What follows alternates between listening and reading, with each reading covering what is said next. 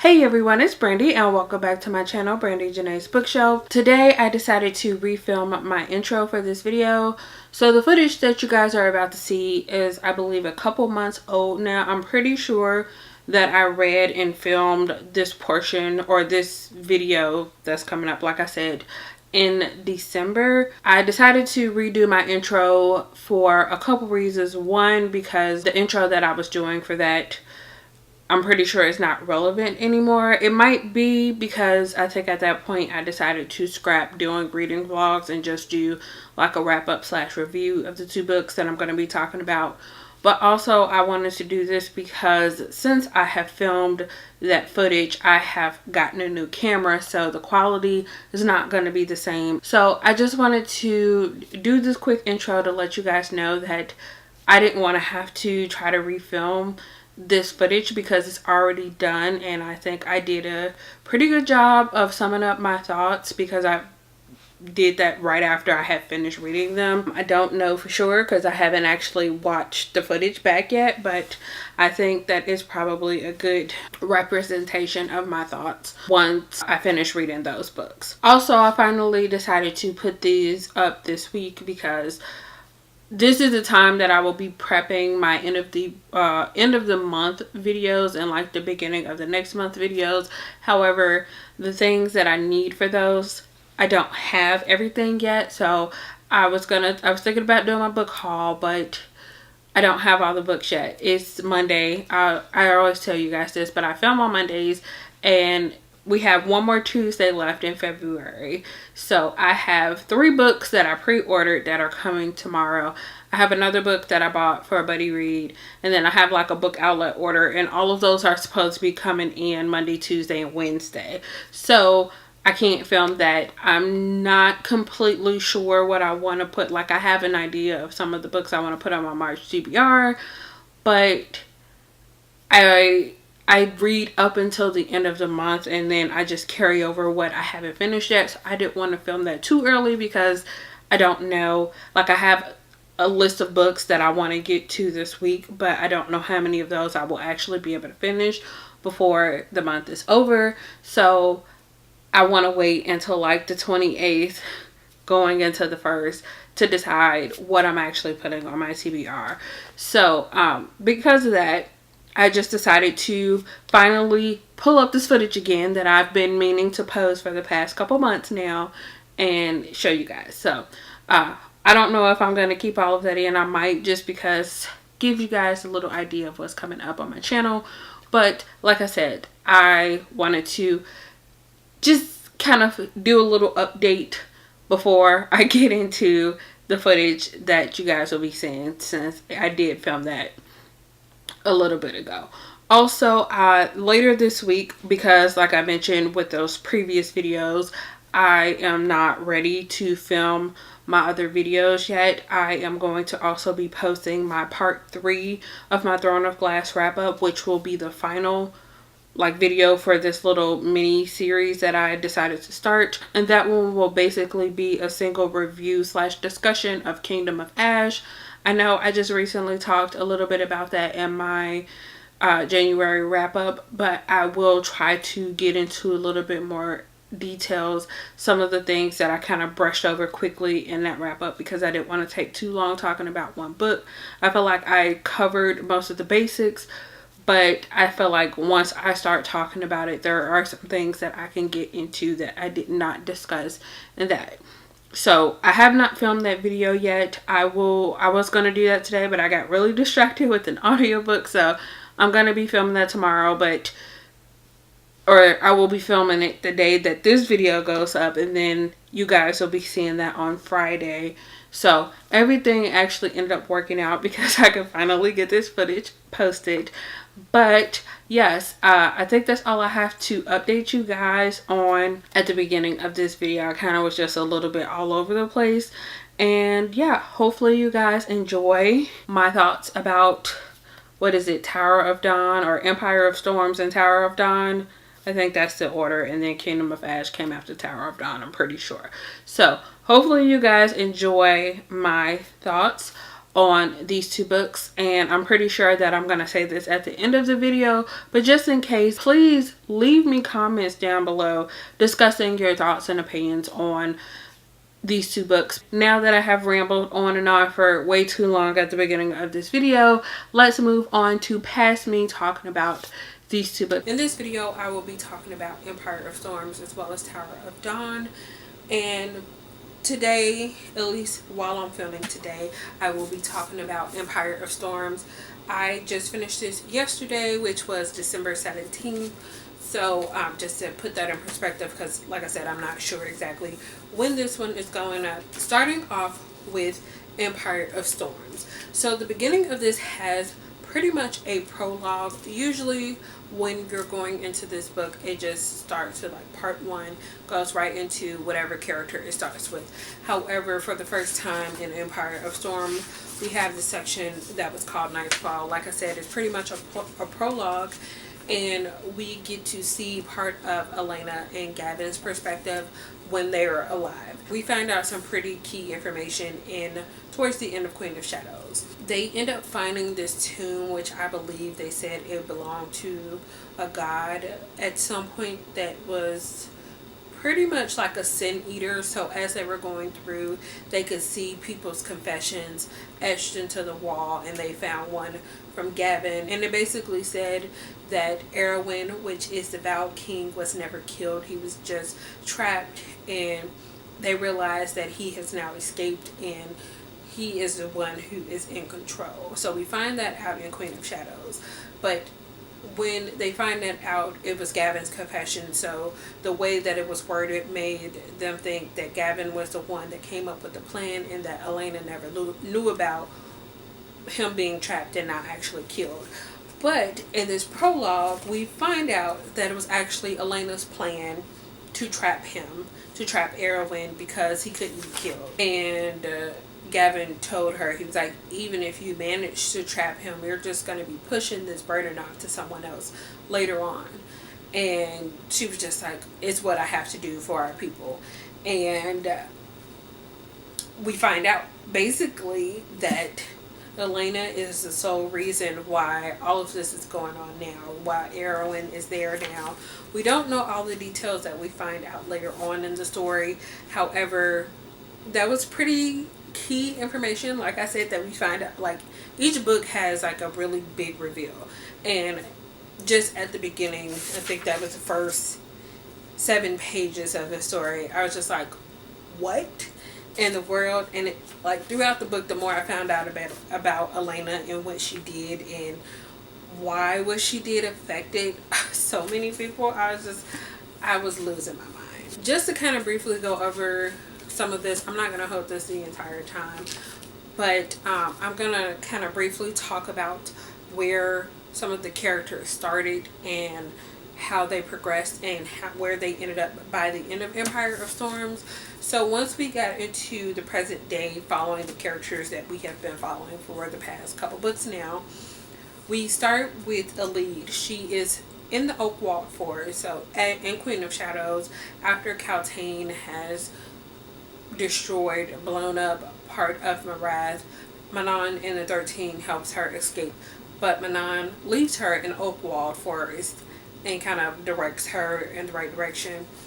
But as she's going, like, she's been trying to find her way for, I think, weeks at the point that this book starts, and she realizes that she's being followed. She doesn't know who it is, she doesn't know why, but you know, she realizes that someone's following her, so she starts running as best as she can.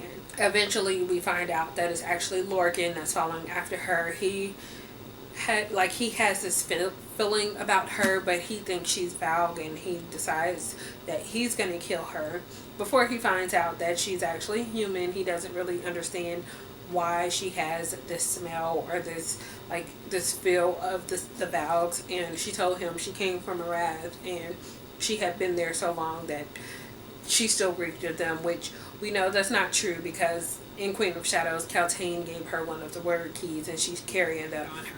After some of the creatures that were in Marath were sent after her and Lorcan killed them, they end up coming to an agreement that he will protect her and she will give him information on Marath until they both get as close as to their destinations as they can before they need to separate.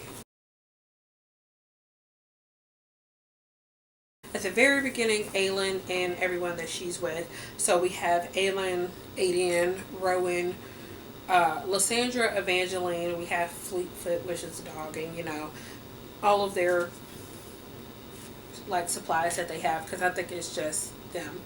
They're on their way to Terracin, so Aylin can reclaim her throne and everything that comes with that. However, once they get close enough, they find out that there is a meeting being set up by these lords, and very quickly we find out that they aren't happy for Aylin to be back, and they pretty much deny her of her throne. They say, you're a princess by blood, but that does not mean we have to make you our queen. You have done so much that has been a detriment to us, and we don't see the benefits of having you as a queen. So after the main lord that has been in control, who was actually the lover of her uncle, who was the king of Terracin, that was a lot. She accepts the decree. She's just like, no matter what you're doing now, I'm not going to turn my back on you. She's like, I will go get the things that you asked for, because he told her she needed to.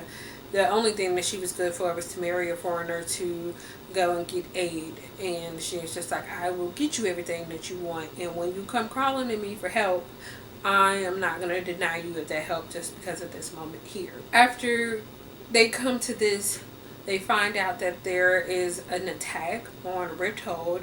So Aylin sends Rowan off to go save Dorian. And of course, pretty early on, or maybe not early on, because it took them a minute to get there and have this meeting, they all split up again. So Rowan goes off to Rifthold to go save Dorian. They leave Evangeline with two of the characters. I can't remember. It's like Murtaugh and Ren. I think that might be their two names. It's like they were also people from Terracin who appeared in previous books as well. They left Evangeline, which is Lysandra's ward, the kid that was there, with them, and she basically like, protect him with your life. Because if you don't, if anything happens to her, you're both dead.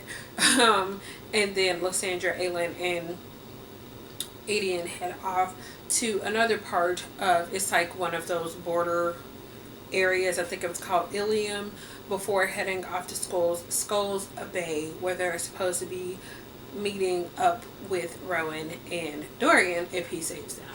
So pretty much, like I said, everyone is on this big journey. They are together, like a good chunk of our group are together before they end up splitting up again. Then we're also following Anon, who is still with her 13, as well as the rest of the Iron Teeth witches that are currently in Marath. All of them aren't there, but eventually, I think early on in this book, her grandmother gets summoned, or she arrives with more Iron Teeth witches to Marath.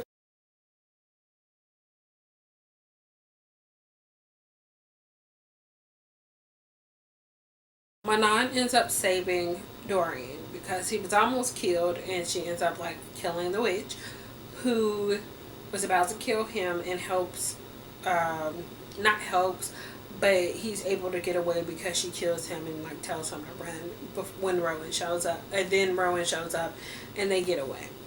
And Rowan and Dorian, like I said, head off to Skulls Bay to start to kind of butter Rolf up, who is the pirate king or lord or whatever he calls himself. I forget. But to go start talking to him. So when Aylin shows up, he's not like no flat out, because he doesn't know that Aylin is Selena. You know, he has had problems with Selena. If you haven't read The Assassin's Blade, it's a whole story about it. But they're going to try to talk to him about that. Okay, so Manon's still having power struggles with her grandmother. Her grandmother really doesn't want her to question her, but she is the heir, and she's not happy with a lot of decisions that's being made on the Iron Tooth Witches part. So when this happens, it was one of the Yellow Legs witches. So the heir, I believe her name was Iskra, she runs back to Marath to tell them that she killed this witch for no reason at all, which she kind of did. But she goes back and was just like, no, I had my reasons. Pretty much it was like a case against her, and Petra speaks up for her, and her, like, they decide that she doesn't need to die. But then Manon's grandma is like, you're not going to pay for this, but this situation forfeits you the life of your second, which is Astrid, which is her cousin. It was a mess, and I was just like, are you serious? Like, you're really going to get rid of her that bad that you're going to sentence her to death because of this situation? So I was just like, we need that moment where Manon finally takes a stand and, like, I'm done with this. And she finally does. And because of this, like, her and her 13 have to flee. She ends up fighting her grandmother to make sure that the 13 can get away. And then she ends up getting gutted by her grandmother, which is, like, really scary. I thought she was going to die several times after that happened. Or even when that was happening. And she ends up, like, flying off with Apraxis, but she's on her own, and she keeps waking up and passing out because she's bleeding out. She's in a whole lot of pain. She is slowly dying, and she has no one there to help her. Apraxis is really worried, but Apraxis really can't do anything. So we don't get to see a whole lot of Manon after that whole situation happens with her grandmother.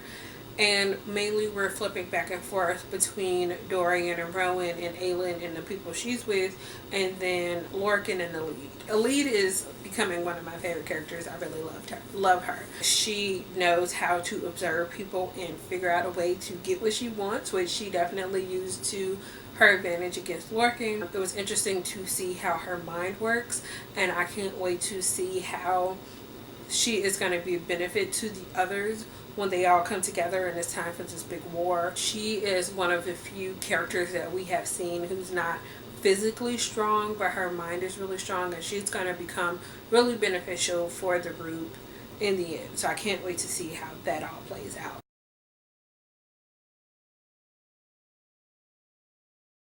So overall, on Goodreads, I ended up giving this book a 5 out of 5 stars. Realistically, it's probably a 4.5 because I did have a few issues. These books have been getting better and better, and this one was just, I was kind of blown away. I will say that this book definitely could have been shorter.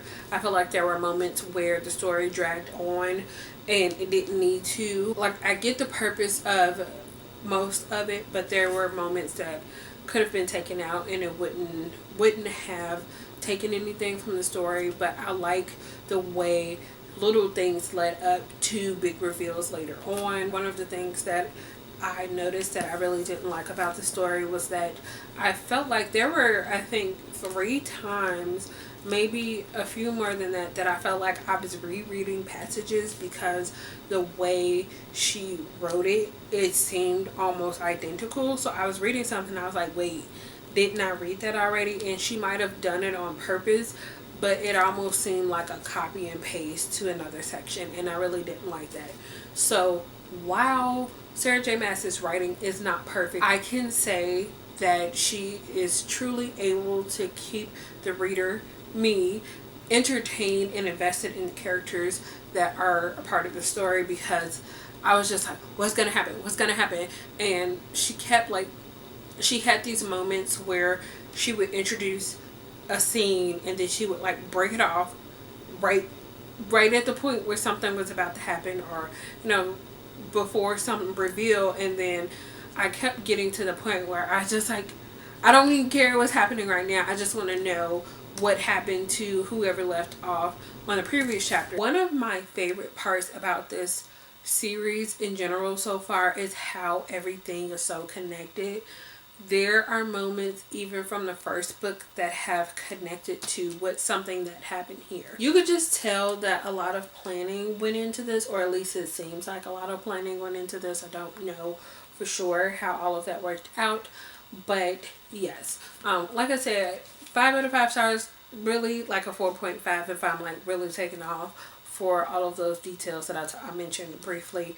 But Love this book so far. That's all I have for my wrap up slash review of Empire of Storms. I will see you guys later on, or really in a second for you guys, for the Tower of Dawn part of this wrap up slash review. Hey everyone, I'm back for the second part of the part 2 wrap up. I'm here to do my wrap up section for Tower of Dawn by Sarah J Maas. This is book 6 in the Throne of Glass series. Before I get into my thoughts about Tower of Dawn, there was something that I wanted to talk about that I'm pretty sure I didn't bring up when I was wrapping up my thoughts of Empire of Storms, and that has to do with the sexual diversity in the series. I was one of those people who read the ACOTAR series first, which is the A Court of Thorns and Roses series. Anyway, a big issue that people had with that, including me, was the lack of diversity in it. I feel like in this series, in the Throne of Glass series, the sexual diversity among characters was handled a lot better. It might have been as early as Heir of Fire, because there was one of the characters who was living in Mistward and his mate was a male, and it was just like, that was just what it was. It wasn't any big hoopla about it. It was just, it was what it was, basically. It seemed like any character that popped up in this series who was in a male, female, or one that was into male or female, it was just like, it just accepted. It wasn't a big deal or anything. It's just how it was.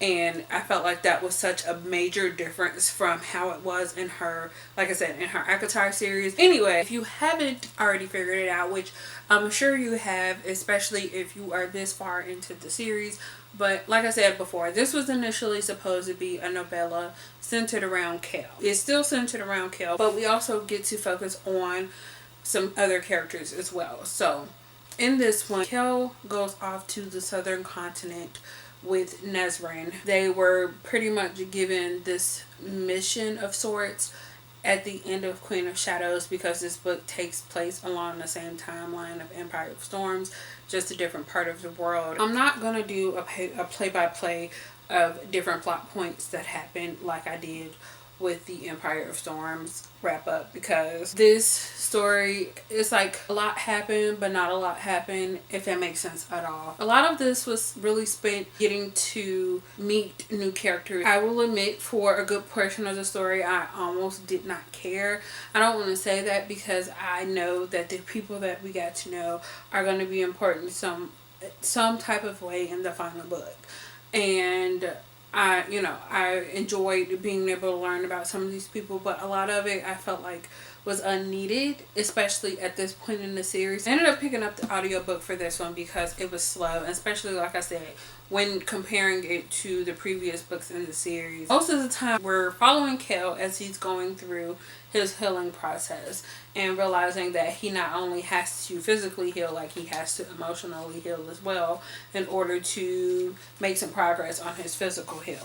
Okay, so this book, I think the main point of it, besides going through Kel's healing and the Kel and Nesrin trying to bring more of an army to fight in this war that is about to take place, was to reveal some secrets that were had in the southern continent that no one knew about because they pretty much forgot. I think that the author drops a lot of hints where you can figure things out, or at least guess at them, because I wasn't completely sure, but there were some things that I'm just like, well, is this a possibility? Is this gonna happen? Getting back to the reveals, like I said, Maeve is a Valk queen, and she was supposed to be marrying one of the Valk brothers. We found out that Erwin isn't the only Valk king.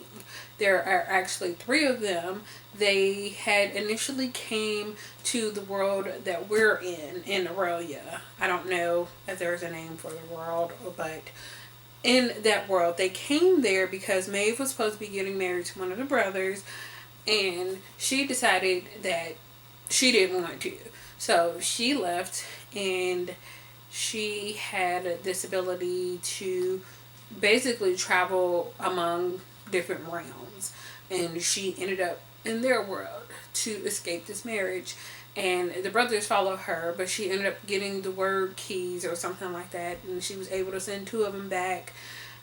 but Erwin is still there, and it's just it's a big convoluted mess. The reason I brought that up is that going back to the ACOTAR series, I was just like, is it possible that they also went to Prithian, or I guess Prithian is just part of the world, but they went to the realm where Feyre and Rhysand was from, and the king of Hybern was actually one of the Val kings.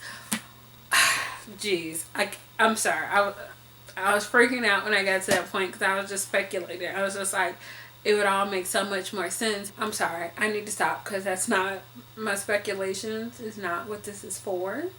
That could have been a whole nother video. Back to what I was saying with this. I ended up giving this one a 4 out of 5 stars. Realistically, it probably would have been a 3.5 out of 5 stars just because for the majority of the book I was just like, okay, this is slow and there's not really much going on. Like I said, I understood the importance of it, especially when it came to Cale's disability and him having to accept that. However, I feel like a lot of it, like I mentioned several times now, was just unnecessary, or it was unnecessarily long. I feel like some of this could have been cut out and it still would have been fine. It was an interesting addition. It could have been shorter because I think this was like almost 700 pages, but I appreciated the character development and seeing some other characters and how things work with them, if that makes any sense. I feel like I'm saying the same things over and over, but that's all I have to say about Tower of Dawn. If you have read both of these books, let me know what you thought about them, and I will see you guys in part 3, which will be the Kingdom of Ash review / wrap up. Thank you guys so much for watching, and I will see you, like I said, in that video. Bye.